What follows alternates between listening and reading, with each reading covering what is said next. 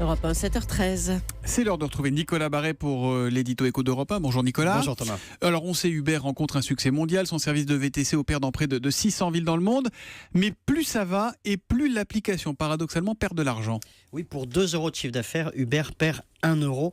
Aucune entreprise, vous l'imaginez bien, ne peut tenir très longtemps dans ces conditions.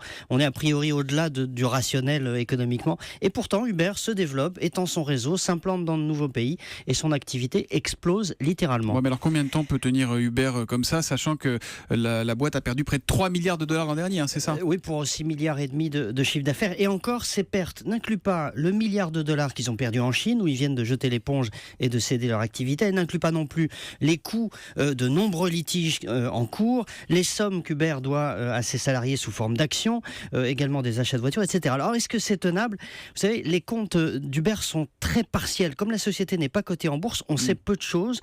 Les chiffres que je viens de vous donner sont une première depuis que la société a été fondée en 2009, mais Uber ne fournit aucun détail. Ses comptes sont une boîte noire, un peu comme ses voitures. Bon, et pourtant, la marche en avant continue. Hein. Parce que les financiers qui sont derrière Uber font le pari d'Amazon.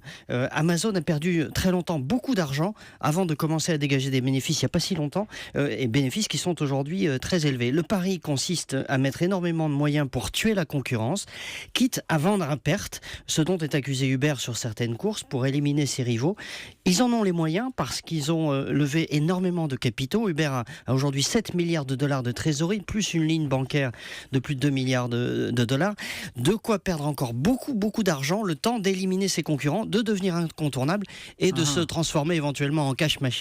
Ça a marché pour Amazon, ça reste quand même un pari dans le cas d'Uber. Un pari dont on verra donc d'ici quelques mois ou quelques années s'il est gagnant ou perdant. Nicolas Barret, directeur de la rédaction des Échos. À demain Nicolas.